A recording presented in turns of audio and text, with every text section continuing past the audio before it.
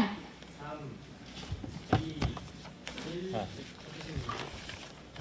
예, 소셜 라이브를 지금부터 시작하겠습니다. 두 사람의 기자가 나와 있습니다. 법조를 출입하면서 그러니까 검찰과 법원을 출입하면서 취재하는 기자들이죠. 최윤경 기자, 공다솜 기자. 오랜만입니다. 네, 정말 오랜만인 것 같습니다. 네. 사진에서 나왔다고 들었습니다. 되게 이 소셜 라이브는 이렇게 유한올 기자가 앵벌이 하듯이 다니면서 네. 실로 좀 낮은 출연 좀 자세로 해주고 네, 이제 섭외를 하는데 52시간 따져보면서 나오는 걸로 알고 있는데 두 기자는 사진에서 나왔다면서요? 네.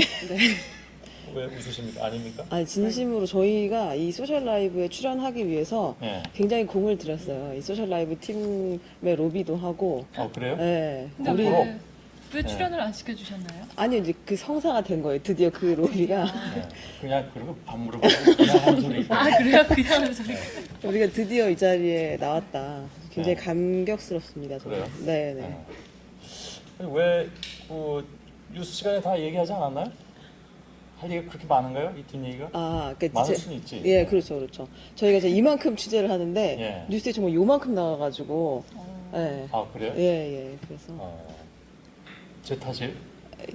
네 일부 그런 측면이 있는데 집에서 부모님이 이제 여쭤보시거든요, 물어보세요. 예. 출근한 거 맞냐고. 그래서 저희가 이제 이만큼 그 네. 일을 하고 있다. 그리고 실제로 그 말씀하셨던 것처럼 사법농단 수사가 시작된 지 1년이 예. 되기도 했고. 내일로 딱 1년이라는. 네, 내일로 1년이 되기도 하고, 그리고 재판 진행이 상당히 됐어요. 많이 됐는데, 이제 그 부분들이 워낙에 복잡한 사건이기도 하고, 그렇죠. 그리고 이제 이 범죄 사실이라는 것 자체가 주로는 서류, 문건들로 많이 이루어져 있기 때문에 네. 짧은 방송 기사에 다 담기가 어려워요. 쉽지가 않아서 저희가 그동안 이제 이걸 어떻게 설명할 수 있을까? 이걸 이렇게 1분 30초에 담으면 알아들을 수 있을까라는 네. 고민을 많이 했었거든요. 1분 반으로 하는 경우도 있지만 네네. 또 출연해서 얘기하면 뭐 한 3분도 되고 네.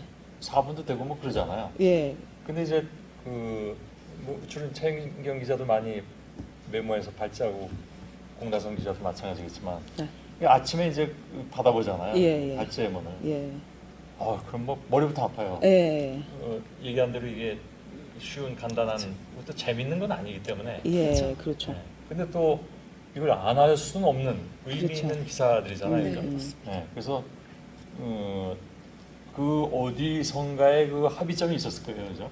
그렇죠. 이걸 다 이렇게 한꺼번에 다 내면 소화하기도 어렵고 그러니까 그렇죠. 요만큼 하자. 음. 그런 합의점이 있었겠죠, 그죠? 네. 다시 말하면 제 마음대로 네. 이렇게 야 재미없어 이건 아니란 얘기죠. 그리고 예, 맞아요. 뉴스라는 게 저희도 그렇게 생각해요. 분명한 저희의 정성이 그 회의까지 가닿지 못했다고 생각해요. 저희가 부족하다. 좀 더 예. 노력해야 된다라고 생각하기 좋은 때문에. 자세입니다. 네, 그래서 소셜 라이브부터 이제 첫 발을 떼보자. 네. 이런 생각으로 나왔습니다. 무엇보다도 사법농단이라는 것은 분명히 매우 심각한 문제이기 때문에 저희가 당연히 다뤄야 되는데 어떻게 하면 조금 좀 이렇게 효과적으로 이렇게 시청자분들께 전해드릴까 하는 고민이 그 고민의 출발을 예. 오늘 이 자리에서 그러세요. 네. 그래서 공다솜 기자는 이제 들어온 지 얼마나 됐죠? 제가 이제 2년 차로 회사의 막내를 갓 벗어났습니다. 그렇군요. 그 이제 공다솜 기자가 보도합니다라고 할 때마다 네. 기분이 좋아요. 네. 왠지 알아요? 공씨란 성과 네. 다솜이란 이름이 네. 굉장히 잘 조합이 되는 거예요. 부모님 칭찬인가요, 이거? 부모님께서 좋아하시겠네요. 네, 전혀 이 발음에 제 이름은 막 걸리잖아요. 네. 공다솜 기자. 네, 제 이름은 이렇게 쇳소리도 들어가고 막 걸리는데 네. 참 부드럽게 이렇게. 네. 네. 그런 건 못 느꼈어요? 본인 이름이라서? 네, 저는 자주 불리지 네, 못해가지고 저희가 제가 자주 불려야 될 텐데 기승전. 저희 야, 그것만 끝까지 계속 정말- 악망하고 있거든요. 네, 알았습니다. 자주 불리도록 네. 노력해보겠습니다. 더 최선을 다하겠습니다. 네. 아니 근데 이런 노력들을 저는 이쯤에서 어디서 도망가는 게 상승 나가려고 그랬더니 네. 한 가지 자랑을 좀 해드리자면 그 취재 설명서를 썼잖아요. 최명 네. 기자가. 그것도 무려 2개나 썼어요. 1번, 2번 해가지고 문이 안 풀려서 아 그게 이제 사법농- 네. 그렇죠. 그더 써야 되는데 네. 기력이 다해서 조금 잠깐 멈췄었거든요. 근데 그것도 역시 이제 저희가 뉴스를 통해 다 전달해드리기가 어려운데 네. 이 엄청난 이 재판을 어떻게 할 것인가? 그래요. 우리 야근을 대체 누구에게 얘기할 것인가? 네. 그래서 이제 글로도 풀고 말로도 풀고 네. 네, 하고 있습니다. 알았습니다. 네. 그 윤 지검장이 네. 총장 후보자로 올라가서 그렇죠. 예. 이거 추선 건데 거의 다 마무리가 돼버렸기 때문에 네, 수사는 끝났고 지금 예. 재판이 진행 중인 것인데 그러게요. 실제로 근데 이 재판이 지금 윤석열 지검장이 하고 있으면서 지검장으로 있으면서 예. 기소했던 사건들이 다 굵직굵직한 사건들이잖아요. 예. 국정농단이 있고 사법농단이 있고 예. 전직 대통령들에 대한 재판도 계속 지금 진행이 되고 있기 그러게요. 때문에 그 윤석열 지검장이 그렇게 얘기를 하더라고요. 총장 원래 후보가 되면 이 별도의 사무실에서 청문회를 따로 준비를 하는데 예. 팀이 붙어가지고 같이 준비를 하는데 지금 굵직굵직한 사건들의 재판이 진행되고 있기 때문에 예. 나는 업무를 계속 하면서 그냥 청문회를 그러게요. 준비하겠다. 오늘 얘기를 기사 나간 거 해서 보니까 삼성바이오도 자기가 네 똑같이 예, 하겠다. 하겠다고. 네, 네. 얘기를 했죠. 알겠습니다. 갈게요. 네 퇴근하십시오. 열심히들 하세요. 예. 네. 수고하세요.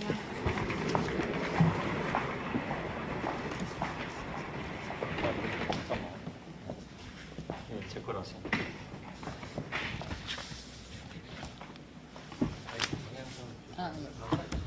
네. 아이고 목사님. 네. 안녕하세요. 저희 다시 인사드리면 전 사회부 법조팀의 최윤경 기자입니다. 네, 저 사회부 법조팀의 공다솜이라고 합니다. 네. 저희가 오늘 그 모두가 잘 모르고 되게 어렵다고 생각하는 사법농단 재판에 이제 관전 포인트를 몇 개 말씀을 드리려고 해요. 이 재판이 중요한 것과 또 별개로 우리가 재미가 없으면 잘 안 보게 되잖아요. 그리고 너무 어렵고 방대하기도 해서 간단히 이제 어떤 재판이 지금까지 진행이 됐는지 그리고 어떤 부분들이 주요 쟁점이 됐는지 앞으로는 어떻게 보면 좋을지를 얘기를 해보려고 합니다. 여러분들 대부분 나가실 거라고 생각하고 잠시 네. 조금 더 들어보시면 뭐 재미있는 관전 포인트들이 저희가 콕콕 집어드리겠습니다. 얘기를 해보겠습니다. 저희가 지금 6월인데요. 지난 5월 29일에 첫 재판이 열렸어요. 양승태 전 대법원장 그리고 박병대 전 대법관, 고영한 전 대법관 이 세 명이 동시에 피고인인 재판이 열렸는데요. 사실은 우리가 다시 볼 수 없기도 할 거고 앞으로도 봐서는 안 되는 재판인 것 같아요. 이 수사 자체가. 사법부의 수장이 피고인석에 선다는 게 굉장히 충격적인 일이기도 하고 그리고 상상하지 못했던 부분이기도 하니까요. 근데 이제 그 당일 재판이 열린 곳이 서울중앙지방법원과 고등법원에 딱 하나 있는 대법정이었어요. 저희가 방송에서도 뉴스에서도 말씀을 드렸는데 417호 대법정에서 이 재판이 열렸거든요. 양승태 전 대법원장이 구속된 지 4개월 만에 재판이 열렸습니다. 그래서 여기 이제 박근혜 전 대통령과 이명박 전 대통령이 1심 재판, 국정농단 재판하고 그 다스 재판을 받았던 그 곳이 417호 법정이에요. 굉장히 크고요. 100석이 넘는 방청석이 있습니다. 그리고 이제 검찰이 앉는 좌석도 15개 이상 정도 되고 변호인석도 상당히 많은데요. 여기 이제 14명의 검사 그리고 또 비슷한 숫자의 변호사가 그 29일 날 오전 10시에 다 도열해서 앉아 있었어요. 그렇죠. 앉아 있어서 네. 어떻게 시작됐나요, 재판이? 앉아 있으면 이제 구속되어 있었던 피고인 중에 한 명인 유일한 네. 구속 피고인 중에 한 명이 양승태 전 대법원장이 재판이 시작되면 법정 안으로 들어왔는데 그때 굉장히 인상 깊었던 모습 중에 하나가 양승태 전 원장이 들어오자마자 한 거의 10명에 가까운 네, 변호인단들이 수많은 변호사들이 일제히 기립을 해가지고 양 전 원장, 피고인이 양 전 원장을 맞는 모습이 굉장히 이색적이었고요. 마치 아직 이 사람들에게는 양 전 원장이 피고인이 아니라 아직은 뭔가 원장의 지위를 좀 가지고 있게 느껴지나라는 생각이 좀 들었고요. 그리고 이제 재판이 시작되면 재판부가 피고인에게 이름, 뭐 주소, 생년월일 같은 거를 확인하는 절차를 거칩니다. 네. 이때 이제 재판장이 피고인에게 뭐 일어나라라는 걸 당연한 절차로 여기는데 이때도 재판장이 피고인에게 일어날 수 있으면 일어나라라고 이렇게 완곡하게 뭔가 부탁을 하는 듯한 느낌을 살짝 느끼기도 했고요. 또 되게 인상적이었던 게 이제 뭐 이름은 누구다, 뭐 생년월일은 언제다라고 얘기하는데 이 중에서 이제 직업을 묻는 순간이 있습니다. 근데 이때 이제 양승태, 박병대, 고영한 세 피고인 모두 직업이 없습니다라고 대답을 하면서 약간 좀 모두가 숙연해지는 분위기도 일어났었고요. 그리고 이제 법정이 아닌 방청객에도 굉장히 특이한 특이한 모습이 몇 개 있었었는데 먼저 하나는 이제 같이 사법농단 혐의로 재판을 받고 있는 임종원 전 법원행정처 차장의 아내가 네. 이제 늘 재판을 꼬박꼬박 찾아오는데 그날은 같은 시간에 본인의 이제 임 전 차장의 재판이 열리고 있음에도 양승태 전 원장의 재판에 참여하는 모습을 보였고요. 또 이제 방청을 왔었죠. 그쵸, 방청을 네. 와서 방청석에 앉아 있었고 그리고 한 30명에 가까운 시민분들도 이제 이 재판을 지켜보기 위해서 방청객에 많이 앉아 계셨던 게 굉장히 인상 깊었습니다. 네, 이제 그날 분위기는 약간 들떠 있었고 다들 긴장을 하고 있었어요. 그 보면 재판부도 그렇고 검찰도 그렇고 피고인도 그렇고 변호인도 그렇고 전부 다 법률가였잖아요. 그쵸. 그래서 사실은 이 법정이 굉장히 익숙한 사람들임에도 불구하고 굉장히 긴장하는 그런 분위기가 있었어요.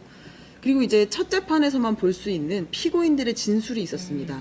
근데 이제 이 재판을 어떻게 대하고 있는가, 지금 이 사건을 어떻게 바라보고 있는가가 요 세 명의 피고인, 양승태, 박병대, 고영한 세 명의 피고인의 첫 그 일성에서 느껴져요. 양승태는 어떤 말을 했는가, 박병대는 어떤 말을 했는가, 고영한은 어떤 말을 했는가 저희가 간단히 얘기를 한번 해볼게요. 먼저 제가 이제 양승태 전 원장부터 얘기를 하면 먼저 이제 검찰이 이렇게 어떠한 범죄 혐의가 있는지 그런 그 내용을 담은 PPT를 이렇게 쫙 발표를 합니다. 그러고 나서 이제 피고인들의 의견을 진술하는 시간이 있는데 거기서 이제 양 전 원장은 대본도 없이 약 25분 정도의 긴 시간 동안 사자후를 토해내면서 검찰에 대한 정말 원색적인 비난을 쏟아내기 시작합니다. 먼저 대표적인 게 이제 검찰의 공소장이 범죄 혐의가 쭉 나열되어 있는 공소장이 마치 미숙한 법률 자문을 받아서 쓴 한편의 소설이다.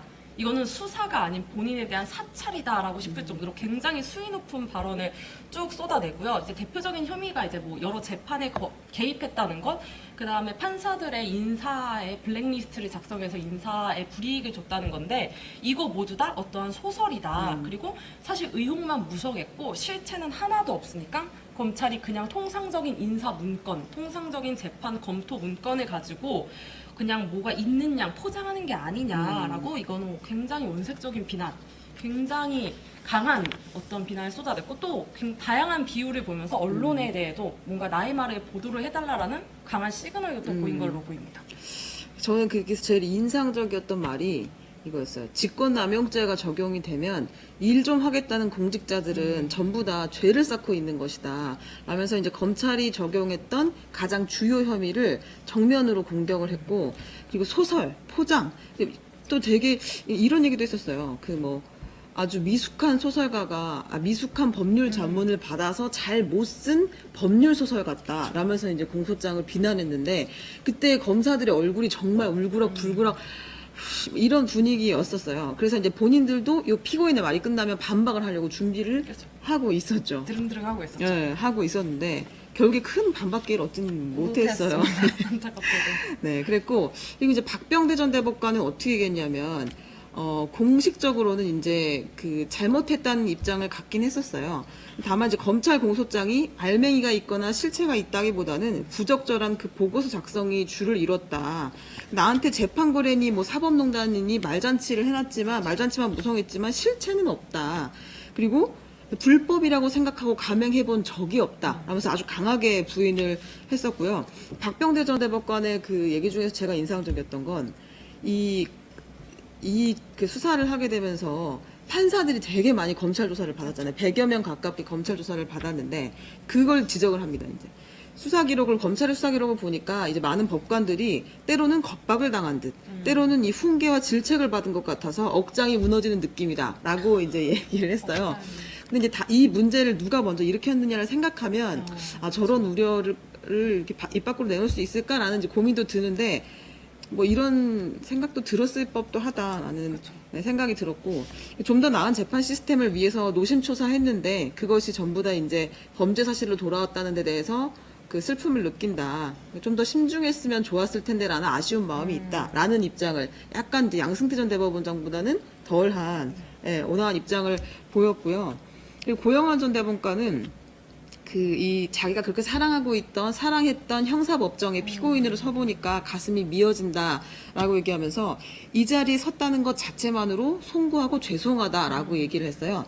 시작이 반성부터 시작을 했고요. 그리고 양승태 전 대법원장을 내가 제대로 보필하지 못해서 이런 일이 일어난 것 같아 송구하다라는 이야기를 했어요. 그러면서 이제 노심초사하면서 내가 직무 수행을 해왔는데 그 부분들이 이 공소장에는 전부 다 범죄로 기재가 돼 있다.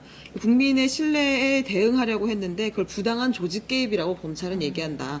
근데 재판부가 신중한 판단을 해줬으면 좋겠다라고 얘기를 했어요. 그리고 이제 좀 입장들이 다르긴 했는데 공통적인 건 이 세 명 다 그 검찰이 제시한 범죄 사실 혐의를 전면 부인하고 있다는 거예요. 전부 다 우리는 아니다. 이거 범죄가 아니었고 이런 일을 하지 않았다라고 주장을 하고 있습니다. 근데 이 재판만 갖고 있는 특이한 부분들이 있어요. 제가 이제 여러 재판들을 들어가 보면 물론 다 성격은 좀 다르지만 비슷하게 진행되는 형사 재판의 흐름이 있는데 이 재판은 정말 기자들도 어려워하고 판사도 어려워하고 검사도 어려워하고 보는 사람도 영혼이 빠져나갈 것 같은 고통을 느끼는 그런 재판이에요. 저희가 시간의 이제 정심의 방 같은. 근데 그 재판 법정에 들어가면 영혼이 약간 빠져나갈 것 같은 그 고통을 느끼는데 이제 그 왜 그러냐면 이게 이제 우리가 항상 흔히 보는 형사 사건은 현장이 있고 범인이 있고 물증이 있고 이런 그 현장들이 많은데 여기는 주로 서류로 많은 일들이 이루어진 거예요. 서류와의 전쟁이라고도 할 수 있는데 큰 범죄 사실의 틀이 이제 양승태 전 대법원장의 행정처가 재판 개입, 그 대법원의 이익을 위해서 재판에 개입을 하려고 자기 부하 직원들에게 부당한 문건을 작성하도록 했다라는 이제 큰 구조가 있는데 그럼 그 문건 확인해야 되는 일이 이제 주요 그 재판 진행 과정에서 필요한 일들이에요. 근데 문건이라는 것이 행정처에서 작성한 게 보고서도 있고 설명서도 있고 이메일도 있고 의견서도 있고 굉장히 많아요. 총 우리가 봐야 되는 문건이 저희가 1142건 정도가 있다고 하더라고요. 네, 그 문건을 다 쌓아놓으면 이 스튜디오를 다 채우고도 남을 거예요. 엄청나게 많은 양인데 그게 다 중요한 증거라는 거예요. 검찰의 주장은. 근데 또 그 문건이 원본 파일이 있고 사본 파일이 있고 출력물이 있고 그럼 이게 똑같은 것인지를 확인하는 절차도 또 필요한 거예요. 그래서 지금 말했듯이 서류와의 전쟁인데 이 서류의 많은 부분, 대다수가 어디에 담겨 있느냐 하면 그게 바로 굉장히 중요한 임종원 전 차장의 USB입니다. 이게 이제 임종원 전 차장이 이제 법원행정처에 근무하면서 그 당시에 만들었던 수많은 파일들이 이제 담겨 있는 USB인데요. 이게 이제 양승태 전 원장의 범죄 혐의, 뭐 재판 개입이라든지 이런 혐의를 밝혀줄 매우 중요한 증거입니다. 그러니까 이게 이제 법정에서 공개가 되고 증거로 사용되는 순간 양승태 전 원장 지금 매우 불리한 상황이 되기 때문에 지금 변호인들은 어떻게든 얘를 법정에 세우지 못하려고 재판에서 쓰지 못하기 위해서 온갖 전략과 애를 쓰고 있는데 그것 중에 하나가 과연 이 문건은 누가 가져온지도 모르겠고 어디서 왔는지도 모르겠고 듣도 보도 못한 문건이다라면서 아예 증거 능력 자체를 부인을 하려고 있습니다. 그 대표적인 게 이제 USB에는 보통 저희가 HWP 파일로 가지고 있잖아요. 그래서 그 파일 이름과 그게 이제 프린트된 실제 종이에 적혀 있는 제목이 다르기 때문에 얘네가 같은지 다른지 우리가 하나씩 다 봐야 한다라고 주장을 하고 있어서 이런 주장이 계속 되다가 결국은 그럼 우리 진짜 한번 다 까보자 라고 해가지고 실제 검증 기일이 시작됐습니다. 그래서 진짜 방금 말씀드렸듯 1142건의 문건을 실제로 그 한글 파일을 딱 켜서 실무라 상기에 띄워놓고 이렇게 문서 하나를 딱 들고 아 저거랑 얘가 같구나 다음 저거랑 얘랑 같구나 다음 이런 검증 작업을 굉장히 오래 진행을 했고요. 지금 한 기일이 진행이 돼서 오후 2시부터 저녁 9시까지 진행이 됐는데 아직 정말 많은 부분을 미처 하지 못한 상황이고요. 또 이것이 진행이 되면서 뭐 글씨체 이렇게 정말 사소한 부분까지 다 걸고 이렇게 넘겨짚고 가는 정말 이런 지리한 지리한 재판이 이루어지고 있습니다. 네, 그렇죠. 이제 그 변호인 입장에서는 이 대부분이 어떤 틀이냐면 행정처에서 강제징용 재상고 사건을 우리가 어떻게 바라보고 있느냐, 외교부의 입장은 어떻고, 우리 사법부가 어떻게 해주면 좋을지, 어떤 방안들이 있는지를 정리한다. 이런 식의 그 문건들이에요. 그러니까 이 문건만 가지고 재판 개입을 인정할 수 있는 건 아니고 이런 수없이 많은 문건들을 작성하면서 행정처가 이런 일들을 도모해 왔다는 걸 입증하기 위한 거기 때문에 문건이 사실로 인정돼도 단계가 되게 복잡하고 이 문건을 변호인 측에서 인정을 안 하면 작성한 사람을 다 증인으로 불러다가 네가 쓴 게 맞니? 이 내용이 맞니? 어떤 의미는 있니? 이걸 다 확인을 해야 되는 상황인 거예요. 그러니까 이제 그 수없이 많은 문서 더미에 이 재판부와 검찰과 피고인들이 지금 빠져 있는 상황이고 그래서 재판은 매우 더디게 진행이 되고 있다. 이게 하나의 요 사법농단 재판의 특징이고 그래서 아마 기사를 읽으시거나 들으셨을 때도 쟤네가 무슨 소리를 하나 이런 생각 많이 하실 거예요.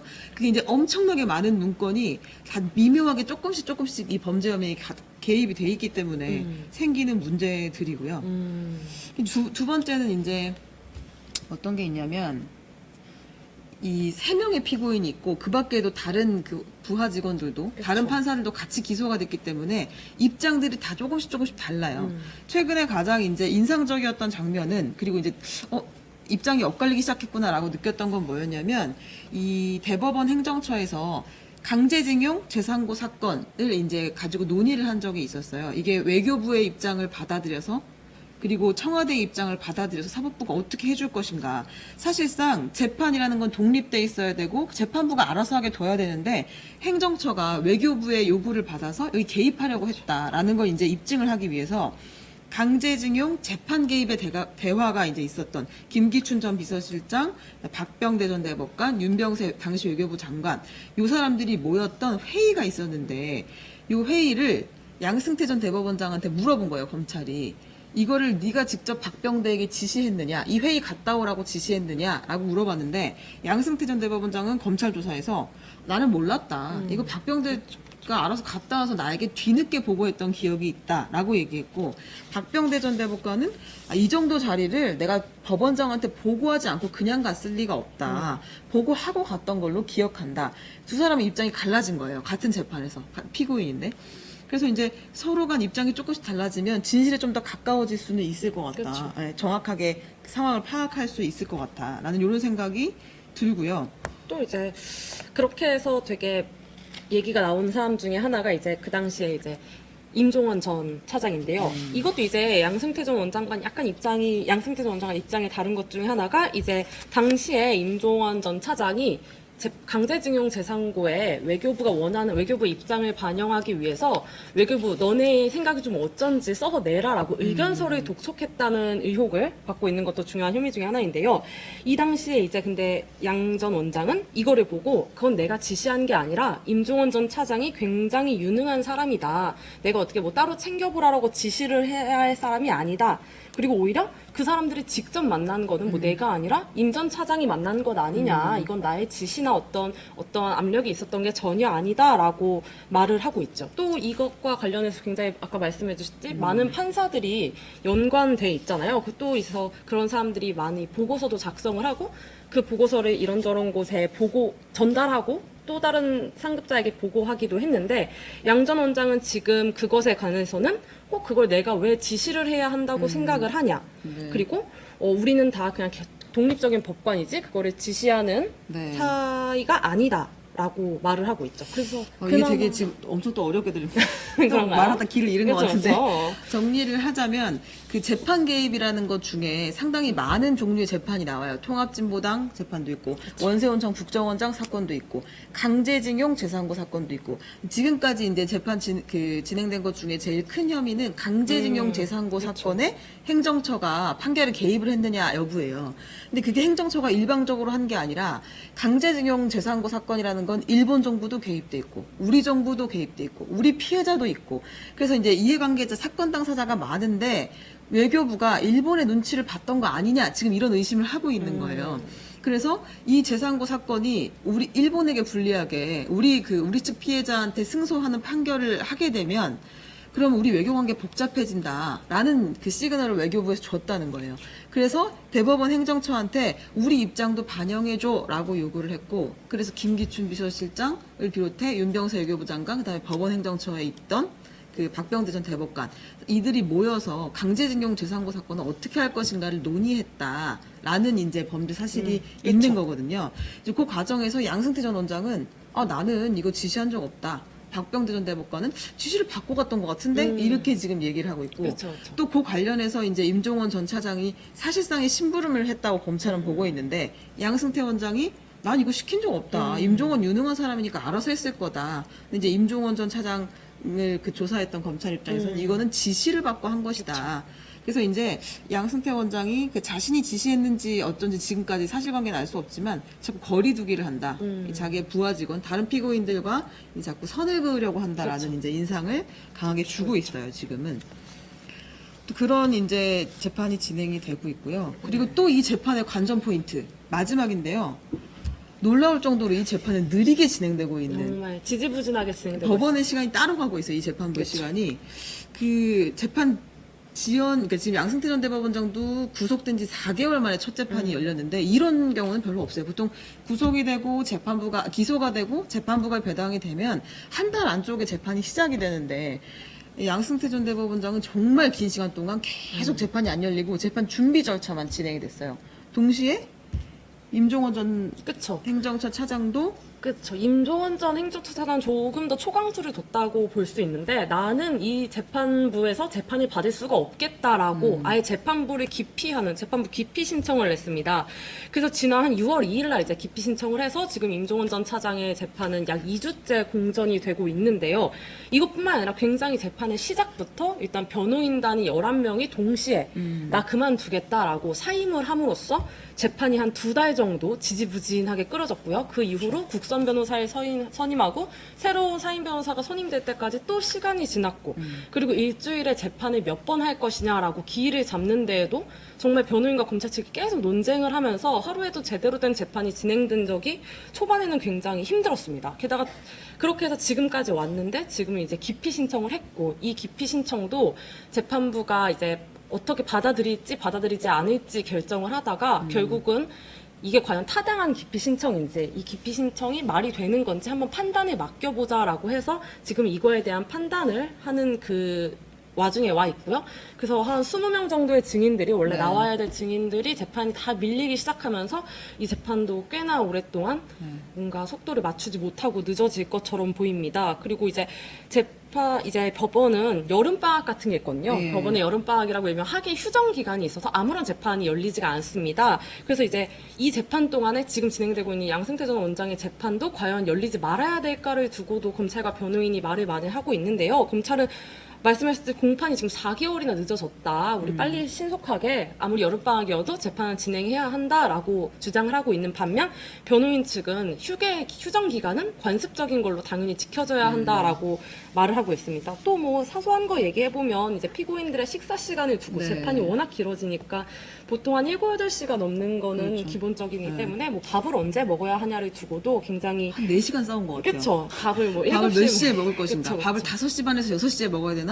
6시에서 7시에 먹어야 되나? 가지고 엄청 싸웠던 굉장히 기억이 나네요. 지지부진하게 네. 재판을 최대한 늘리려는 싸움이 이루고 있는데 과연 이유가 뭘까가 가장 중요하겠죠. 그렇죠. 이제 우리 이 재판이 늘어질 수도 있는데, 왜냐면 피고인들이 나 재판 제대로 받고 싶어 하고 늘릴 수도 있는데, 지금 검찰에서 이걸 되게 무섭게 생각하는 건 뭐냐면, 8월 10일이면 양승태 전 대법원장의 구속기간이 끝나요. 6개월이 되는 구속기간이 끝나고 집으로 돌아가게 되는데, 구속 피고인과 불구속 피고인의 그 재판은 완전히 다르거든요.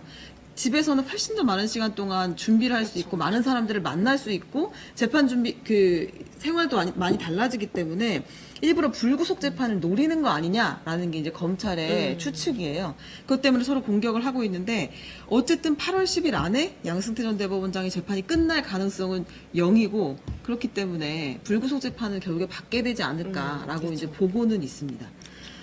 오늘 저희가 이제 그렇죠. 우리끼리 너무 달려왔기 때문에 저희가 앞으로 네, 저희가 이제 종종 나올 거예요, 여러분들이.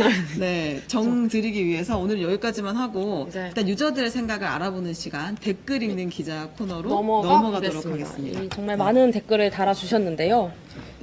지금 넘어가는 건가요? 그런가요? 예, 굉장히 재밌는 댓글이. 지금 언제 하나요? 이거 바로 되는 하나요? 거예요? 텀이 있는 줄 알았어요. 저희만 이걸 읽고 있었네요. 네. 네. 서필, 실명으로 해도 되나요? 서모씨 닉네임 서필교 님이 시청자님께서 네. 이거 정말 중요하죠. 법정 법정 안에서? 안에서의 양승태 표정은 어땠는지 궁금해요. 라고. 첫 그쵸. 재판과 2, 3, 4, 5번 재판이 다릅니다. 그쵸. 첫 재판에는 굉장히 단단한 얼굴로 나와서 결연하게 25분 이렇게 사자후를. 얘기를 할 때 어떤 느낌이었냐면 저 말을 정말 오랫동안 곱씹어 왔구나 이런 생각이 들었어요. 대본 없이 25분을 떠들기 진짜 쉽지 않거든요. 되게 단단하게 뭉쳐있는 발언을 했고 표정도 굳어 있었거든요. 근데 이제 그게 첫 재판. 2, 3, 4, 5번, 두 번, 세 번, 네 번, 다섯 번째 재판은 잤어요. 주로 이제 등에 기대고 약간 이제 근데 왜 그러냐면요. 이게 본인 재판이어도 너무 지리해요. 이 서류가 이렇게 써 있습니다. 이렇게 써 있습니다. 1123번 문건 이렇게 써 있습니다를 한 6시간, 7시간을 그렇죠. 듣다 보면 진짜 지치거든요. 그리고 이게 재판이 그냥 9 to 6로 끝나는 게 아닙니다. 보통 오전 10시에 시작을 해서 밥 먹는 정말 한두 시간을 빼고는 심지어 밥도 안 먹고 저녁 8시, 9시까지 이어지는 경우가 많고 네. 그때 변호인들이 막 얘기를 하는 그 와중에 그냥 본인은 앉아 있어야 되는 게 사실 피고인의 가장 큰 그렇죠. 시간을 보내는 방법이기 때문에 체력적으로도 굉장히 힘들 네. 것으로 보이고 그렇기 그렇게 때문에 생각해요. 약간 틈틈이 자는 게 아닐까. 네, 좀 필요하고 그리고 이제 첫 재판은 피고인들이 떨어져 앉았어요. 양승태 옆에 양승태 변호인, 박병대 옆에 박병대 변호인 이렇게 앉았는데 그 두 번째 재판부터는 뒤에 피고인 세 네. 명이 그냥 몰라 앉아나가지고 쉬는 시간에 서로 얘기도 하고 그쵸. 뭐 이런 분위기가 연출이 됐습니다. 네, 그리고 판결은 언제 나나요? 이명박은 시간 끌다가 보석으로 나왔는데 적폐 판사들도 시간 지나서 풀려나는 건 아닌가요? 변호인들이 복사로 시간 끈다던데 이분은 굉장히 관심 많은 저희 분인데 기사를 굉장히 감사합니다. 굉장히 근데 꼼꼼히 이게 읽어주시는데 시간을 정말 많이 끌고 있고 판결이 언제 날지는 정말로 모르겠어요. 한 1년이 더 넘게 걸릴 수도 그쵸. 있을 것 같아요. 지금 상황을 보면. 근데 이제 최대한 빨리 끝내겠다는 게 검찰의 의도지만 지금 복사가 1차였고 두 번째로는 그 서류들을 다 확인하는 작업으로 또 아까 말씀드렸다시피 시간을 또 끌고 있고 서류를 작성한 사람 한 200명을 다 증인신문하려면 정말 시간이 많이 걸릴 것으로 보입니다. 그리고 양성장 한번 보석 신문을 했었죠. 네. 네. 그렇게 해서 한번 보석을 신청한 적도 있었기 때문에 음. 이 재판을 과연 풀려나서 받을 수 있을까는 조금 더 근데 여기 지켜봐야 될것 좋은 같습니다. 질문이 엄청 많은데 이준님이 양승태 재판과 임종원 재판을 병합할 수는 없나요? 병합되면 증인으로 아주 쉽게 세울 수 있지 않나요? 라는 질문을 하셨는데요. 저희도 똑같은 생각을 했어요. 그쵸. 이걸 같이 하면 똑같은 증인을 두세 번 부를 필요가 없지 않느냐라고 했는데 지금 이 세 명의 피고인 재판만으로도 너무 버거운 거예요. 그리고 이제 이 임종원 전 차장의 재판은 훨씬 먼저 시작이 됐기 때문에 4개월 먼저 시작됐기 때문에 속도가 많이 차이가 나서 결국엔 병합하지 않겠다는 게 법원의 결정이었어요. 그렇죠. 네. 그리고 취재 과정 중 어려운 점이 없나요? 이거는 약간 그냥 저의 약간 한풀이라면 이게 재판이 진짜 공판 중심주의라고 해가지고 변호인과 검찰이 이제 재판정에서 얘기하는 것만으로 판사가 판단을 해야 하는데 그러다 보니까 정말 수많은 문건들이 뭔가 보여지는 것보다 보여지지 않는 것들이 더 많고 정확히 제목이나 내용을 읽어주는 것보다는 뭐 순번, 몇 번 목록이라고 이렇게 목록으로만 진행되는 경우가 많아서 재판을 꼼꼼히나 집중해서 듣지 않는 이상 재판의 맥락이 굉장히 따라가기 어려운 게 저의 개인적인 애로사항인 것 같습니다. 네. 네, 그 판사에 대한 공정성 의혹도 있는데 이런 점에 대해서는 어떻게 생각하시나요? 라는 질문이 있어요. 이건 이제 그 지금 재판을 담당하는 재판부가 제 식구 감싸기를 하지 않겠느냐라는 이제 국민들의 의심이 있는 것으로 보이는데 이제 과거였으면 제가 그러지 않을 거예요라고 이제 쉽게 말을 했을 텐데 이제 이 사법농단 사건이 있은 뒤로는 그렇게 쉽게 말씀을 드리지는 못하겠어요. 근데 다만 재판 진행을 지켜보다 보면 이제 어느 순간에는 저도 모르게 이 재판부가 약간 피고인 편을 드는 거 아닌가? 법원에 대한 이해가 훨씬 크니까 법원에서 있었던 일들에 대해서 조금 더 이해 폭이 넓고 피고인 편 들어주는 것 같다라는 생각이 들 때도 있고요. 또 반면에 그래도 검찰의 말을 이렇게 따박따박 일리 있는 건 다 받아들여주네라는 생각이 들 때도 있어요. 그렇죠. 아직 크게 치우쳐졌다는 생각이 저희는 들지 않고 그렇죠. 그리고 애초에 재판부를 배정할 때 연고가 없는 사람들을 찾기 위해서 법원에서도 이제 따로 재판부를 만든 거기 때문에 일단은 믿고 가봐야 하지 않을까. 예를 들면 임종원 전 차장만 하더라도 이제 재판부 기피 신청을 한 이유가 재판부가 이제 본인에 대해서 유죄 예단을 갖고 있다라는 듯이 어떤 판사가 마냥 그런 법원에서 몸을 담았었던 피고인의 편만을 든다라고 보기에는 아직까지는 조금 다르게 볼 수 있는 일도 많이 있는 것 같습니다. 네, 이게 대신 보는 눈들이 많고 그렇죠. 계속해서 이제 비판할 부분이 있으면 지적하고 하면서 재판을 그렇죠. 봐야 될 것 같다는 생각이 듭니다. 네. 네. 좋은 질문 해주셔서 네, 너무 감사합니다. 좋은 질문 감사하고 네. 많이 좋은 질문 해주시길 네. 바라고요. 그 저희는 이게 지금 저희가 이제 처음으로 사법농단 재판을 인트로를 한 거고 또 이제 중요한 재판이 상당히 진행이 됐을 때 주요 쟁점이 나오거나 또 입장들이 나오거나 새로운 사실이 나오면 또다시 이 자리에서 그 뒷얘기 그리고 그 맥락들을 설명을 드릴 예정이에요. 그러고 싶어서 이제 많이 준비를 하고 있으니까 다음에 또 다시 이 재판을 가지고 뵐 수 있으면 좋겠습니다. 어렵겠지만 관심을 계속 가져주시면 네, 감사하겠습니다. 재미와 의미 모두 전해드리겠습니다. 네, 감사합니다. 고생하셨습니다.